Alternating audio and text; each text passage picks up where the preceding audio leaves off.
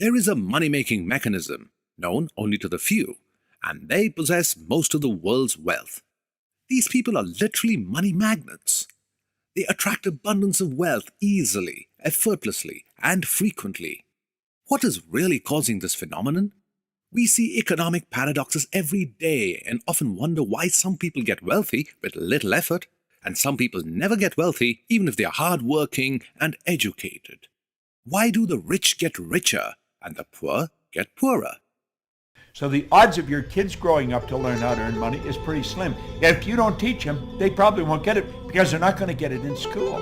Why don't we have financial education in our schools? If you read Conspiracy of the Rich, 1903, John D. Rockefeller took over the financial education system by creating the General Education Board. And since then, the rich have controlled what is taught at schools.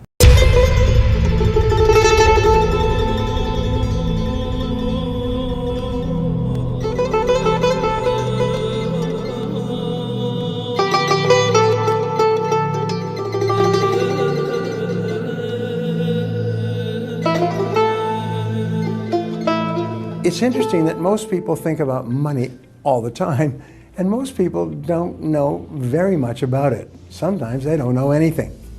It is said that in life, you become what you learn the most. If you study cooking, you will become a chef. If you learn medical science, you become a doctor. But what should you learn to become financially successful? What education can really help you become rich? There is only one answer if you want to become wealthy. Study money. If you really value something, you'll study it. If you really don't value it. I had a gentleman just today come up to me and he says, I want to be financially well off. I said, how many books have you ever read on the topic? He goes, I've never read a book on it. I said, you don't really want that. You want the lifestyle, the fantasies that people have. And fantasies will create your nightmares. You have to care about wealth building enough to study it and to learn it, to master it. Warren Buffett, before he was 11 years old, already read all the books in the Omaha, Nebraska library on wealth building. Imagine how dedicated he was. No wonder he's wealthy as he is. So study it. When you really, really, really value something, you'll study it and you will learn about it. Just as water exists in three forms as ice, liquid, and vapor, money also exists in three forms, three dimensions. The one is the frozen state, our material possessions we have. The other is the liquid state of money. Most often we call it liquid cash, ready for conversion at any time. The third is the vapor or ethereal or the spiritual state, and the mental state of wealth. The great ideas we have, the knowledge and wisdom we possess, which can be transformed one day from the state of mental money to material wealth. Mental wealth can be that billion-dollar idea that you have. The spiritual dimension to wealth is that when you give money from an attitude of gratitude and the sense of abundance, it transforms you from the material state of greed to the state of infinite riches. When you give, the greed disappears along with the fear of losing money. Perhaps the most powerful single factor in your financial success is your beliefs about yourself and money. We call this the law of belief. It says simply this: whatever you believe with feeling, emotion, intensity becomes your reality. Psychologists say that we all have a conditioned subconscious mind. They are like running software for your brain. In simple terms, we all have a wealth operating system that is responsible for our thinking, actions, and habits. It is due to certain conditioning that you often get the results you're getting at the moment. Expecting a different result from the same cause is insanity. Instead, learn to apply new conditions and causes. The practice of new learning begins by unlearning what you've already misunderstood about money. Most of us are brought up with a lot of myths about money through our verbal programming. Things like money doesn't grow on trees. It's selfish to want a lot of money. You have to have money to make money. You have to work hard to make a lot of money. Money is the root of all evil. You can't buy happiness. The more money you have, the more problems you have. Wealth brings pain and misery. Any of those sound familiar? And one of the worst ones is, I don't have what it takes to make a lot of money, or I can make money, but I can never hold on to it. These are the common statements which create a negative programming to wealth, wrong wealth philosophies, myths that are created by people who could never make enough money and followed by generations thereafter. If you have these wealth opinions running in your mind, they subconsciously emit a vibration and a frequency very much contrary to your conscious intentions of making money. We have unconscious beliefs about money. I can say the question, or even this statement, I can say this statement, money is the root of all, and everybody's going to say evil.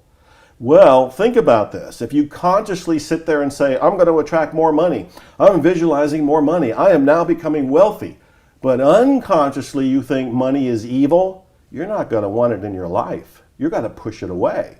Or you allow a little bit to come into your life, and then you'll have an accident, you'll have a problem, there'll be a lawsuit, there'll be something to get rid of the money because unconsciously you think it's evil. So the first thing to do is make peace with money. Money's okay, money's neutral, money is nothing but some agreed upon means of exchange. And what most of us don't realize is that we are all taught, I repeat, taught how to do money. And unfortunately, most of us were taught by people who either didn't have a lot of money, or they had a lot of emotional issues or fears or non-supportive beliefs around it. Their ways of thinking and being became our ways, and then we just run this program automatically, unconsciously. We don't even know why we make the choices we do, but we do see the result, and it's usually not what we want. See, our mind is programmed. You're working with a program, I'm working with a program. Now, most people are working with a program that someone else built. They are the production of somebody else's habitual way of thinking. I'm going to suggest that you can rewrite the program. You can rewrite the program. Well, the easiest way to do this change, to reprogram your subconscious or unconscious mind, is with affirmations. And you can do that by repeating written affirmations out loud or silently to yourself twice a day for about 5 to 10 minutes each time. Or you can listen to pre-recorded affirmations on CDs or MP3 files downloaded from the internet while your hands are busy but your mind is free. Affirmations like these. I have the fundamental right to be wealthy. The universe is abundant, and as humans we have the right to inherit the abundance. I am born rich and possess all the resources to be wealthy and rich. For me, money is good, and I am committed to being wealthy. Money is good. It's wonderful to have lots of money. I am a money magnet. I have the mind of a billionaire. I have tremendous mental wealth. Money is good. Money makes me happy. Money is abundant. It is easy to acquire it. Money is the root of my philanthropy. I am kind. I am generous. I can use money to contribute more good to the world. Money is good. I love money, and money loves me back. I have more money than I can spend. Money comes to me easily, effortlessly, and frequently. Money comes to me easily, effortlessly, and frequently. Money comes to me easily, effortlessly, and frequently. I can afford anything. I can afford anything. I can afford anything. Practice these powerful affirmations every day. Your subconscious conditioning determines your thinking. Your thinking determines your decisions, and your decisions determine your action, which eventually determine your outcomes. Have you ever heard of affirmation? Here's the problem with affirmations. Nothing wrong with them, but there is a problem. And the problem is you're doing them when you're conscious. You're relaxed. I am wealthy. I am healthy. That's fine. The challenge is that it's dripping from the conscious, the subconscious is down here. In between, it's something called the critical factor. It is like a guard at the gate, like a bouncer at a nightclub. And as it comes down, it bounces. Sometimes one will get in the nightclub. Sometimes one will slip in the party. And over time, it will work. The challenge is over time. Because pretty soon you do reverse affirmations. This isn't working. This isn't working. I've been doing this for 3 weeks. It's not working. I'm not seeing any changes. It's not working. It's not working. It's not working. Now you've just erased everything you did. What is the one thing that makes the rich people rich? Rich people are financially literate, which means they know the difference between an asset and a liability in the first place. Robert Kiyosaki, author of the international bestseller Rich Dad, Poor Dad, writes, "Poor and middle class acquire liabilities, but they think they are assets. An asset is something that puts money in my pocket. A liability is something that puts money out of my pocket." I repeat, an asset is something that puts money in your pocket. A liability is something that puts money out of your pocket. According to Kiyosaki, most people struggle financially because they don't know the difference between an asset and a liability. The rich buy assets. The poor only have expenses. The middle class buys liabilities that they think are assets. Most often, the middle class tends to spend a lot of their income to make themselves look affluent and rich. All they do is just end up buying more liabilities. Sometimes, what is surprising about most of the rich are they don't really look rich. There is a popular saying that man is the richest whose pleasures are the cheapest.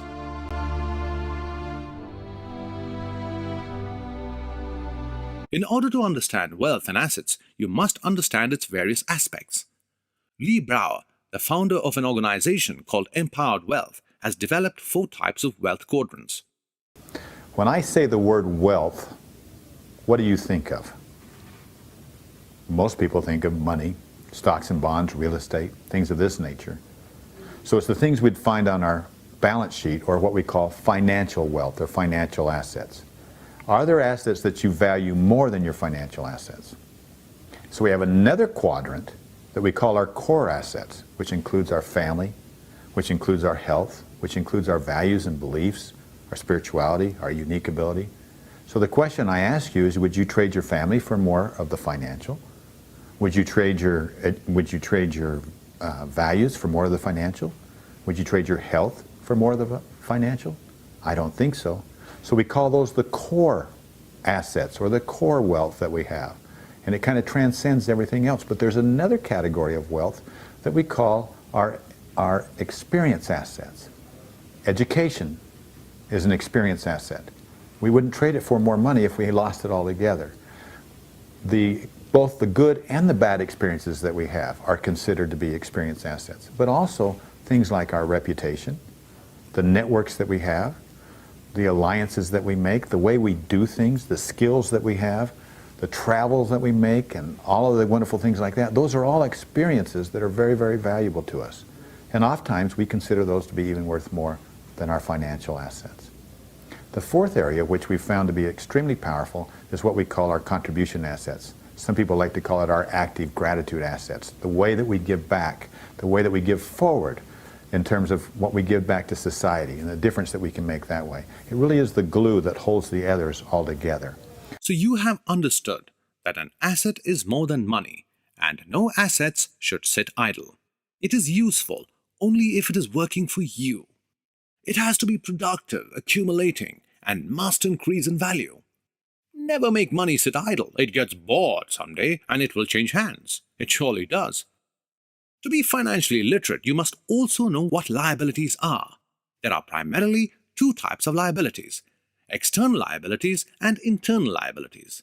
External liabilities are like debts, obligations, mortgages, bank loans, and promissory notes. Internal liabilities are anger, small-mindedness, perfectionism, pettiness, fear, anxiety, hesitancy, bad reputation, laziness, procrastination, poor organization, and lack of discipline or motivation, etc. Most of us have this wrong idea that money making is a game that is played by the forces outside ourselves. Forces such as the economy, the stock market, interest rates, government policies, etc. But as you move along and experience the power of yourself, you will be surprised to discover that there is an inner game to wealth creation. Money making is just a mind game that you play with yourself. Did you know that the way you think about money will determine how much of it you make, how much you accumulate, more than any other factor? Now, each of us has a personal money blueprint already ingrained in our subconscious mind. And my friends, it is this blueprint, more than anything and everything else all combined, that will determine your financial life. You can know everything about marketing, everything about sales, everything about negotiations. You could be the best at your job, the best at your business. You could be a true expert in real estate or have the best stock system in the entire world. But if your subconscious money blueprint isn't preset for a high level of success, you will never, I repeat, never amass a large amount of money. And if by chance you do, you will somehow manage to lose it. You know, we all have a financial set point. It's like the thermostat in your house, and it's set to a certain temperature. Too hot, and the air conditioner comes on. Gets too cold, the heater comes on, keeping you within a degree or two of where you've set the thermostat. And your inner financial set point works the same way, keeping you in your financial comfort zone until you reset your financial thermostat. Creating money is just like creating anything else in your life. You just got to observe a few rules. The most important norm is not being attached to it and not giving power more than your life. Remember and believe, money is your creation and it should not create you. You are the Shakespeare and money is Hamlet. Also know the difference between having and being. Money may make you feel powerful, but authentic power does not come from the acquisition of money, because without money, you're powerless. That is, having the wealth. Real wealth is in being. Believing that you're the abundant source to immense wealth. If you're having wealth, it can be taken away. But if you're being the wealth, it can't be taken away. Wallace D. Wattles, in his book, The Science of Getting Rich, writes, "Many people who order their lives rightly in all other ways are kept in poverty by their lack of gratitude. A sense of gratitude is the beginning to all riches." One of the primary laws of wealth, which the rich believe in, is the law of abundance. One of the primary laws of the poor believe it is the law of scarcity, which says there is not enough to go around for everyone. Life is an optical illusion. That you have the choice, until this moment it might have been an unconscious choice, but you have the choice to see scarcity or to see abundance. For most of us, because of the programming and the people we hang around, the things that we read and listen to and so forth, we look around and we see scarcity. And there's lots of evidence for scarcity. But when you start to realize that we live in an abundant universe, there's lots of evidence for the abundance. So we live in this optical illusion. When we look out, we can start to go, okay, there's scarcity out there, or we look over here and we go, there's abundance out there, and we consciously make a choice. We make a choice to go in the direction of the abundance. We make a choice to see the abundance. We make a choice to express the abundance. Instead of saying there isn't enough, we start to realize there's more than enough. We may not know where it is or how to get to it, but there's more than enough there. And that idea alone will start to move us in that direction. Again, we live in this belief-driven universe, and the beliefs are filtering the reality we see. Also, the people are entrapped by deficiency motivation. That is, you assess all of the things that are missing or deficient in your life, and then you set up a plan to repair all those deficiencies. Need more money, need more strength, need more power, need more beauty, more possessions, and so on. The list is endless. When you believe that when you get those things you will have more prosperity, you are mistaken. You can never experience prosperity from a mindset which is suffering from a disease of asking for more. Out of abundance he took abundance, and still abundance remained, says the Upanishads. When you manifest abundance, you receive abundance. One of the best ways of manifesting abundance is in the power of giving. One of the best ways to tap into abundance is to start giving. And to give before you're ready to give. And I'm saying this because I had to learn this the hard way. Back when I'm struggling and I'm in poverty, but I'm going to every free lecture I can, and I'm reading books from the library, and I'm doing my best to work on myself, everybody's talking about giving. Give more and the universe will return. It'll spill over. It'll give you 10 times more. And I'm like, yeah, right. I'll give more when I've got more to give. And I would be stubborn like that until I realized, and again through a lot of the books and my self-exploration of beliefs, that as long as I held back, I was coming from that scarcity mindset. I had to. Why would I not give unless I am believing there isn't enough? There isn't enough for me, or there isn't enough in the universe, there isn't enough that it's going to come back. That I somehow thought that the abundance was a lie. And as long as I lived from that, guess what? I was in scarcity. I was broke. So when I started to, and reluctantly and skeptically, start to give more, at first a little bit of money, then I would give some other things that I had that were extra, whether it was books or some clothes or something like that.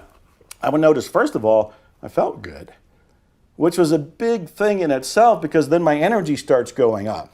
I can see more abundance in the world because I'm starting to practice abundance on a small level. But then the other thing that happens, and this is the punchline, it kind of wallops you, is that more comes in, more money comes in, more of whatever I was giving would come in. And as I further looked at this, I realized that the universe will give through the window you create by giving. So in other words, the more I give, the window to receive enlarges. If I only give a little bit, I've left a little tiny hole for the universe to squeak in a few things to me. But if I give more, more comes in. So giving leads to receiving, but you've got to start even when you're not ready to. You have to start before you're ready. You have to start giving before you're ready to give, to start receiving. Another effective way of attracting abundant wealth is to think and feel abundant. You feel it first, and then it is created for you. Riches begin in your mind. You must realize that all those who've accumulated great fortunes first did a certain amount of dreaming, hoping, wishing, desiring, and planning before they acquired money. Work out a system within your mind that allows you to imagine yourself living a prosperous life with all the material things that are necessary. Send scarcity out of your mind and replace them with abundant thoughts of bountifulness, profit, and ease.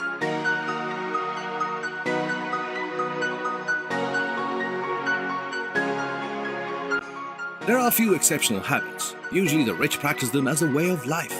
The rich have 7 powerful financial habits. These habits not only make them acquire wealth, but also help them manage and keep their wealth. The first habit is the practice of paying yourself first.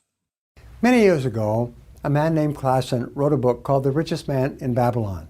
This book became a worldwide bestseller, sold millions and millions of copies in every language, and it has one basic principle in the book, which is not very large, which says, pay yourself first. Resolve today that you are going to save and invest at least 10% of your income throughout your working life. Take 10% of your income off the top of your paycheck each time you receive one, pay yourself first, and put it into a special account for financial accumulation. And what we mean by pay yourself first is this. With every single dollar that comes into your household, every single dollar, you take a percentage off the top. Now, it's not the exact percentage that's important. What's important is that you do it with every single dollar that comes into your household, with every single peso, with every single euro, with every single pound, whatever the currency. You do it with every single one, because it's the habit that's the most important. And by putting that money aside, it forces you to do 2 things. One, it forces you to get very, very creative on how you're going to pay your bills, and you do get creative. And number 2, most importantly, you are paying yourself and you are building your financial future. You're creating the money to invest in your future. That's the most important thing. Now, pause for a moment and ask yourself this question. How often do you pay yourself? Less than 5 people in every 100 pay themselves. And if you were to ask the other 95 why they don't, they would probably tell you that by the time they pay everyone else, there is nothing left for them. The second habit is saving and investing. Why do some people earn 10 times more money in their lifetime than the rest of us? Do they work 10 times harder? Are they 10 times smarter? Of course not. Wealthy people love to save money by spending wisely, and they invest 10% of what they earn. It is not how much you make, it is how much you keep that matters. Developing the lifelong habit of saving and investing your money is not easy. It requires tremendous determination and willpower. You have to set it down as a goal, you have to write it out, you have to make a plan, you have to work on it all the time.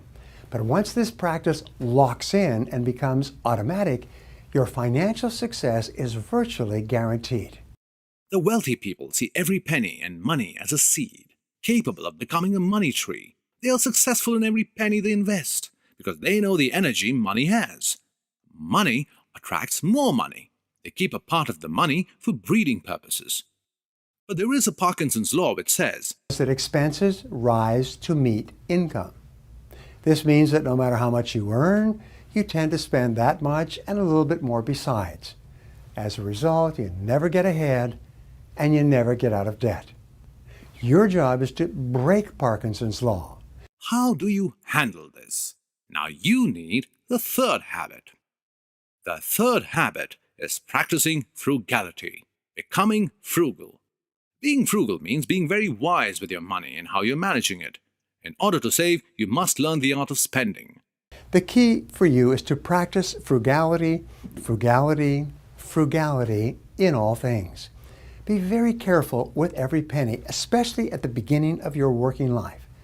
Question every expenditure. Delay or defer important buying decisions for at least a week, if not a month. The longer you put off making a buying decision, the better your decision will be and the better price you will get at that time.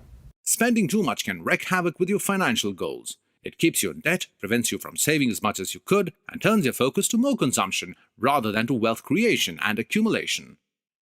There is an old Russian saying, "Spending is quick and earning is long." Therefore, be very prudent and wise when it comes to spending. The fourth habit is looking after your business. Your business or the job you're holding is your number one priority in financial matters. Well, the law of compensation is a law, and it's very exact. I want you to really pay attention to it because this law clearly states that the amount of money you earn is in direct ratio, it's in exact ratio to the need for what you do, your ability to do it, and the difficulty there is in replacing you.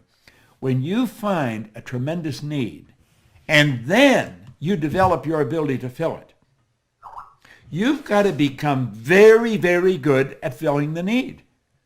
Well, you've got to make up your mind you're going to get really good at this. You're going to become very good at it. And when you do, then you're very difficult to replace. Now, there's no such thing as an indispensable person, but some people are very difficult to replace. And if you make up your mind you're going to get really good at this, I guarantee you, you can earn a lot of money. The answer to me is this is the most practical time in the history of time to be an entrepreneur. And like, if you even have 1% thought around doing it, do it. And not do it at the expense of anything other than your leisure. You're gonna join this at the expense of watching Breaking Bad. You're gonna do this at the expense of going and drinking a couple of craft beers with your buddies. Like, can't you give that up for a year to change your entire life? I think. You know what regret is? Regret is not making the money. Regret at 87 years old is laying, being sick at 87 years old, laying on your couch, and for some unknown reason, remembering watching this video and asking yourself, like, why didn't I start that hat company? That's bad. If you ever thought that you were an entrepreneur or salesman or a business person, or you wanted to make a product or sell something or do it on your own, this is the moment. The fifth habit, take educated risks or calculated risks. Now, there are basically 5 types of risk for you to consider. The first type is the simplest. It is the risk that is not yours to take. It's the decision that you do not have to make or the gamble that you do not have to engage in. Whenever you can delegate an act entailing uncertainty, you can reduce your risk of losing time and money and increase your likelihood of long-term success. Remember, there are certain risks that are not yours to take, so don't take them. The second type of risk is the risk that is unnecessary. You engage in an unnecessary risk when you act precipitously, without sufficient information, or without taking time to think it through carefully in advance.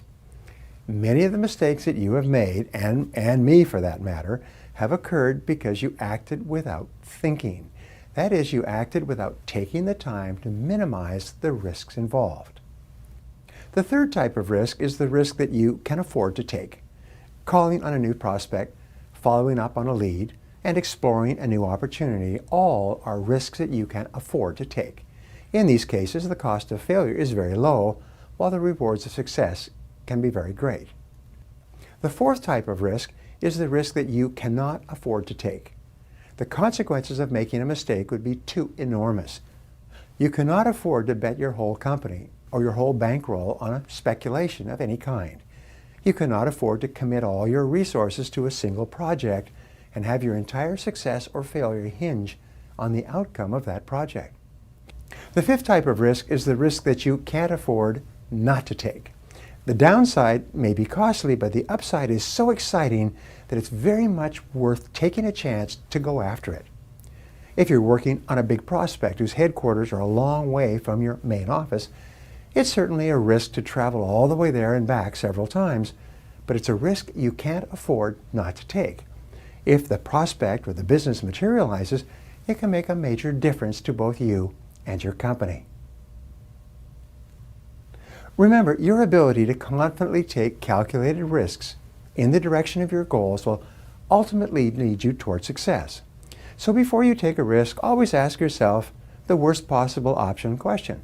What's the worst thing that can possibly happen if this risk doesn't work out? If you cannot afford the worst possible thing that could happen, don't do it in the first place. The sixth habit is tithing. Tithing means giving away 1/10 of your income for a cause or charity. Money can be earned, grown, guarded, fought over, used well, used badly, won, lost, buried, invested, given away, brought back, exchanged, and divided up. But the nicest thing to do with it, surely, is to share it. There are people who say, what do I do or what do I give if I don't have any money to give? I got to tell you, I practice a tough love from time to time when I get right in your face and I go, you're lying. You are lying. You're lying to me, but you're more importantly lying to yourself. Self-deception is all over the place. Self-sabotage is all over the place. You have money. You may want more money. You may desire more money. You may need more money, but you have some money. You have to take a small percentage of what you already have, even when it's uncomfortable, and you have to give it away. And I want to make sure I explain this. The rule of thumb is to give 10%. I say you give a percentage that feels comfortable for you. It should stretch you a little bit, but make sure it feels comfortable. You shouldn't be in debt. You don't want to go on the streets, but you probably have some money. We want to give away a little bit of it. Where do you give the money away? This is the second part of this whole notion. So the question is, where do you give your money away? And I say, you stop and you ask yourself, where have you been inspired or nourished recently? Who or what inspired you is where you want to give that money, because you're reinforcing the spirituality that came to you through that person or thing or organization, whatever it happens to be. So you don't give mindlessly or automatically to some organization because they said to. You look inside your heart and say, what inspired me recently? Where was I nurtured recently? Where did I feel good about myself recently? And you give your 10% there. And you give when it feels uncomfortable. If, for example, you are totally penniless, which is hard to imagine, because even when I was homeless, I would manage to come up with $5. I'd manage to come up with something. And it's worth saying that when I come up with that $5, I gave away 50 cents. I started doing it then when you would think that $5 and that's all you've got, you better hold on to every penny. No, not when you start to come from the abundant mindset. If you're really living in this abundant reality and you realize that and you have $5, then you know that's the doorway to more money. You give 10% of that to wherever you're being inspired. There's nothing wrong with giving your service, your time, your energy, your labor to help a cause. But my precaution there is that it's very easy to deceive yourself in saying, I don't need to give any money because I helped build the house last week. I don't need to give any money because I gave that person a shirt. I don't need to give any money because I helped the neighbor wash a car. You're deceiving yourself. That does count. That is caring, that is loving, that is taking care of other people. But you need to give money to receive money from the abundance mindset reality. Giving has its own rewards. Giving and receiving are two sides of the same coin. It is sowing and reaping, and that is good karma. Tithing follows the principle that the more you give, the more you receive. The seventh habit is an hour of power every day. The body needs food and exercise. The mind needs mental feeding and mental exercise. And the spirit needs the joy of good karma or spiritual exercises. Engaging in daily self-improvement. This is critical in order to grow as an individual and to learn. The 88% of the self-made millionaires in my study engaged in 30 minutes or more of self-education reading. 54% focused on trying to improve their vocabulary. 86% said that they were interested in learning new things. And part of self-improvement is also health. You want to be healthy. The healthier you are, the more productive you'll be, and the more energy you'll have, the more money you'll make. And 76% of the wealthy in my study exercised 30 minutes or more every day aerobically, about 4 days a week. An hour of power can stimulate you for success, inspire you to take action, and focus on completing things you have been procrastinating for a while. Bottom line, feel good and be inspired. Well, you've understood the 7 powerful habits of the rich. Now you can learn the 8 money skills of the rich. Learn how the rich make money. First, rich invent a money-making system. The rich breed cash cows. They make money work for them. The rich usually have several money-making schemes or a system. There are a few characteristics to ideal money-making system. Create multiple sources of income, or MSIs. Now, where you are is what you're earning right now. That's your present income. The MSI is an additional income. It's not another job. It's not a better job. It's not even a job. It's a source of income. See, money is reward received for service rendered. Well, you can start sources of income. You can start them all over the world. You may say, well, how? Well, you don't have to know how. You just have to make a decision that you're going to do it. The how will come. Don't let the how trip you, okay? And once you get one going, then you get another one. And it may be in a related field right near where you are. See, I believe you can set up sources of income that are very closely attached to what you're already doing. I read a story one time by U.S. Anderson. It came in a book. It told a story about he and a friend of his were in a nightclub, and there was guys spinning plates on the end of bamboo poles. You've probably seen it happen on television. And this guy had 18 plates spinning on the end of bamboo poles. And when the bamboo pole was bending over and just about, and you think the plate's going to, you say, get that pole. You think he goes over and he gets it going again. When they left the club, he says to his friend, wasn't it amazing how well he spun those 18 plates? And his friend says, no, it was amazing what was amazing isn't how well he did it, but the fact that he did it at all. And Anderson said that started him thinking, how do you become an 18-plate spinner? He said, you learn to spin one plate. Learn to set up one MSI, and then 2. And maybe you'll become an 18-plate spinner yourself. Secondly, the rich sell themselves. Selling is bedrock upon which every fortune is built. You can't make money without selling. Everybody sells. It may be a product, service, or entertainment, or all of it. Sell yourself and your abilities, skills, and attributes. Sell. Sell and sell. Figure out, work, tinker, push, prod, promote, sell your product. Simple as that. The key to any business is buy low and sell high. That is what we call profit. If you can't sell, then you still have not invented your money-making system, which is the first step. The third is the power of association. You become whom you hang out with. If you want to get rich, start associating with rich and successful people.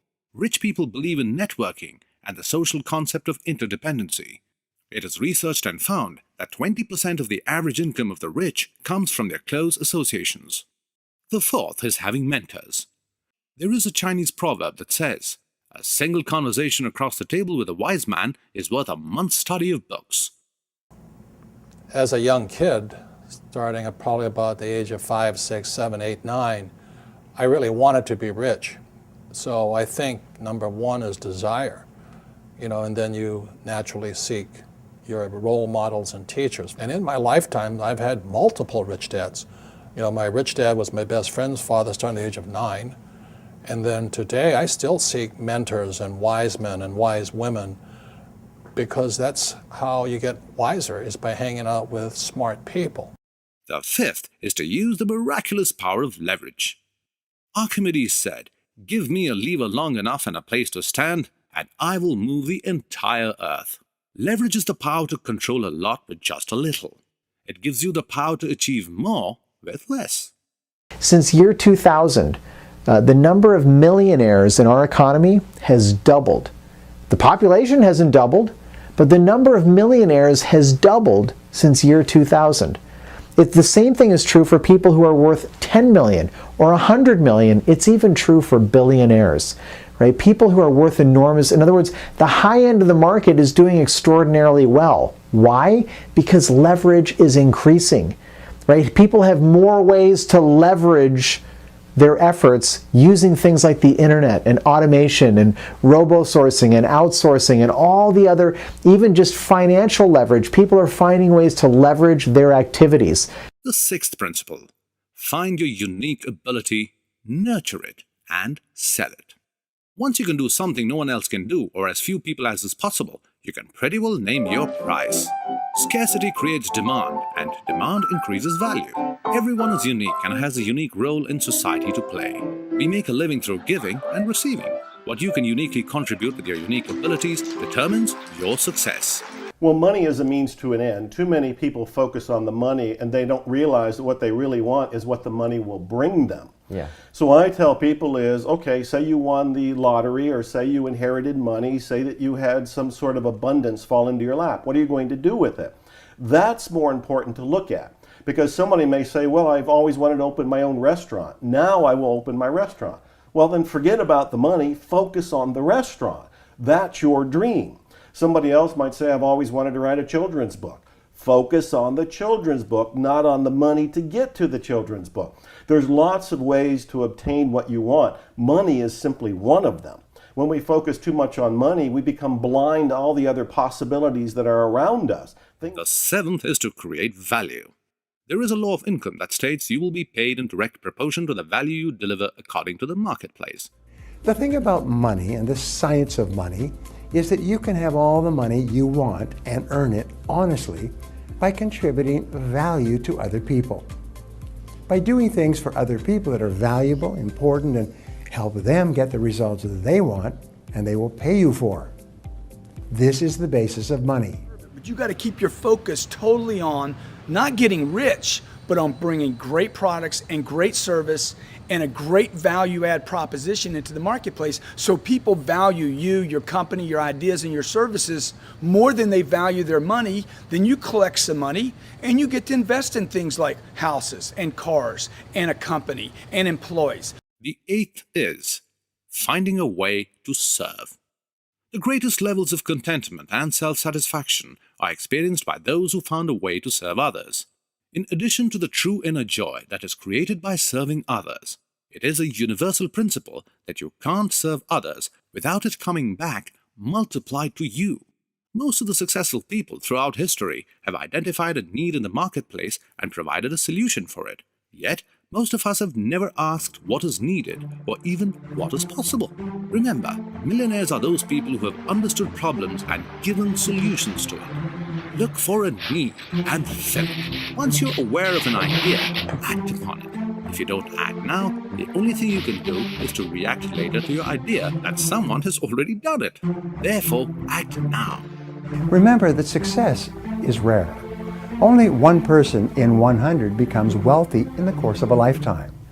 Only 5% achieve financial independence, where they have enough money so that they never have to worry about money again. This means that the odds against you are about 19 to 1 in terms of achieving financial success. The only way that you're going to achieve your financial goals is if you get really serious. To succeed, you must get serious about success. You must get busy, you must get active, you must get going, and remember, everything counts.